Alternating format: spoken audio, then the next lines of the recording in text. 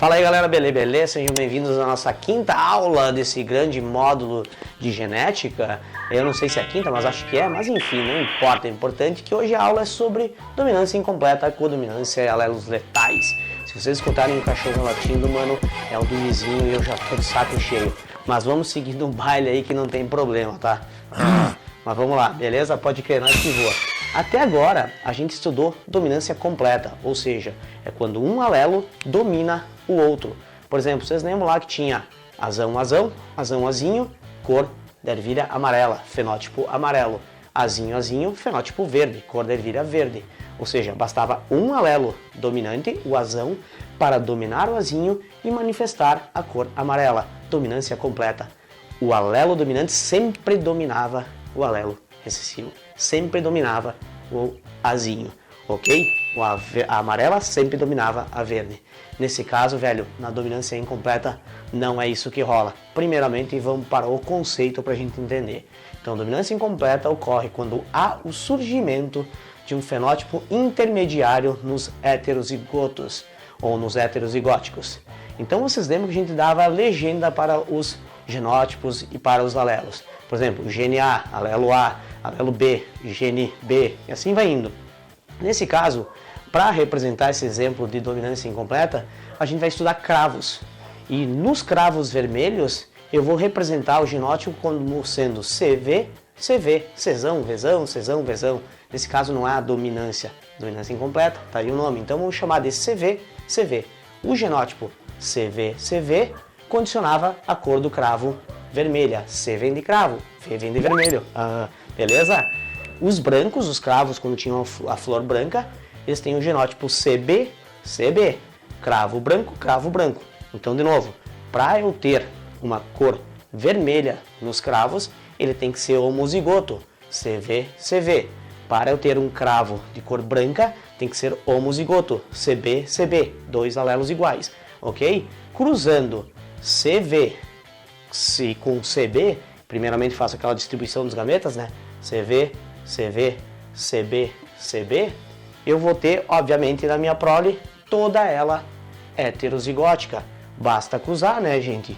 Olha aqui, CV com CB, CV, CB. CV com CB, CV, CB. CV com CB, CV, CB. CV com CB, CV, CB. Ou seja, toda a minha prole, mano, vai ser heterozigótica. E essa prole não vai apresentar uma cor dominante nem recessiva. Ela vai apresentar um fenótipo intermediário, um cravo de cor rosada, de cor rosa. Então toda a minha prole 100% será rosa.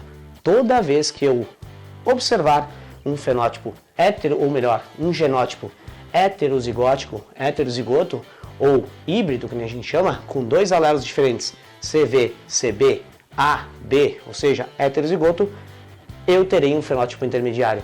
Nesse exemplo que eu citei, cravos vermelhos cruzando com cravos brancos, eu vou ter 100% heterozigóticos, que são os cravos de cor rosa.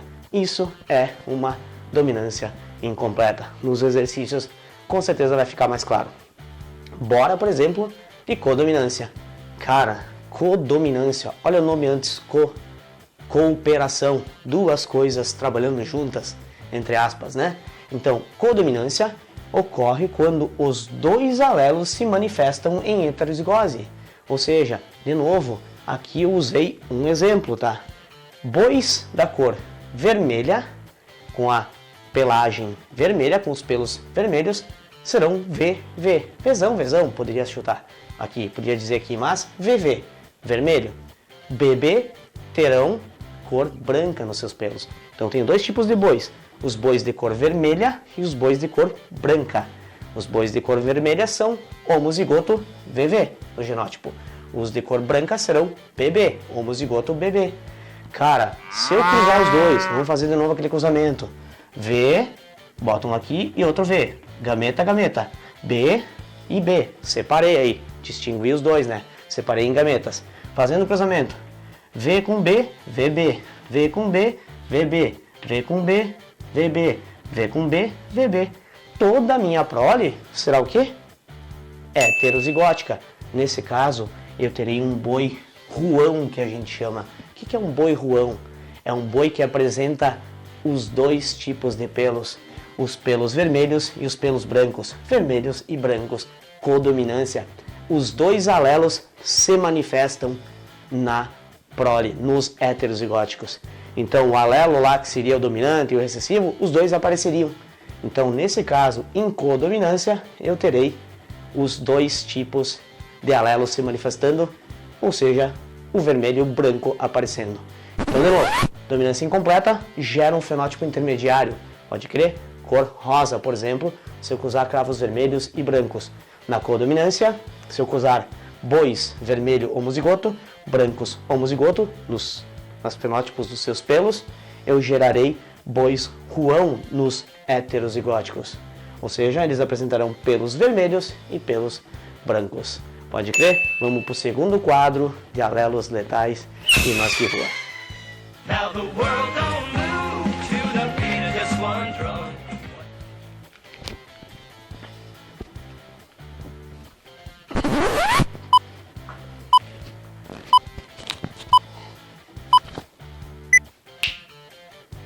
Fala aí galera, beleza? Vamos lá, nós que voa para o último quadro dessa aula sobre dominância incompleta, codominância e alelos letais. E vocês sabem que falta só alelos letais. Quem fez esses estudos e quem elaborou esses estudos sobre alelos letais e descobriu essa parada foi um tal de Lucier Queneau. Esse carinha aqui, que deve ser assim que você fala, mas tudo bem. Ele fez estudos com camundongos, ratos. E ele chegou à conclusão, velho, nos estudos deles, que ele não seguia aquele padrão mendeliano da primeira lei de Mendel, que na geração F2 eu sempre teria 3 fenótipos dominantes para um recessivo. Ou seja, 3 ervilhas amarelas para uma verde. Então, o que ele pensou? Velho, deve ter alguma coisa aí que influencia na parada. E aí ele cunhou esse termo sobre alelos letais. Alelos letais nada mais são do que alelos que quando se combinam, sendo iguais, né? Por exemplo, o azão com o azão causam a morte do indivíduo, ou não desenvolve nem o feto nem o embrião e ele acaba nem nascendo. Ou quando nasce, morre logo após o nascimento. E pode ser dominante ou recessivo. Azão, se for alelos letais dominantes, pimba, morre. Azinho, se for recessivo, também vai causar a morte do indivíduo. São alelos letais, mas eles têm que se combinar de forma igual, tem que ser homozigoto. Azão. Se for um alelo dominante, letal, o azão em combinação causava a morte do indivíduo. Como ele estudou essa parada? Contrastando com a primeira lei de Mendel. Vocês lembram que na primeira lei de Mendel, a geração parental, Mendel cruzou ervilhas amarelas, azão, com ervilhas verdes, azinho. Homozigota dominante com homozigota recessiva, homo iguais, aquela parada toda. E desse cruzamento entre homozigotas dominantes amarelas, homozigotas recessivas verdes, a gente tinha uma geração F1 com todos os indivíduos heterozigotos, azinho e todos os indivíduos amarelos, porque o azão domina o verde. Vocês sabem, falando dominância completa nessa primeira lei de Mendel. Na geração F2, quando recusávamos essa geração F1, a gente chegava numa proporção de que 3 indivíduos amarelos para um verde. Basta lembrar, azão com azinho, no quadro de Punnett a gente vai ter azão, azinho e azinho. Ou seja, 3 ervilhas amarelas para uma verde.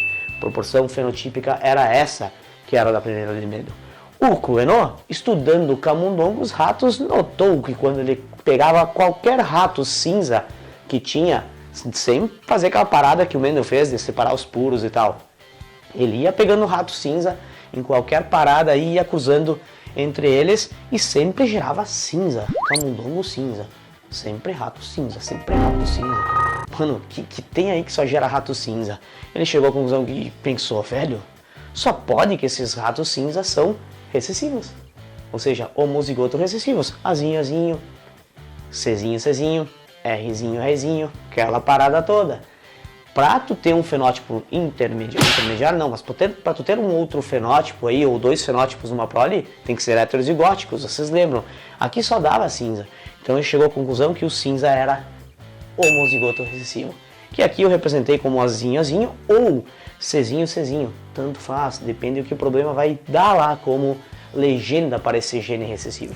Vocês lembram disso, né?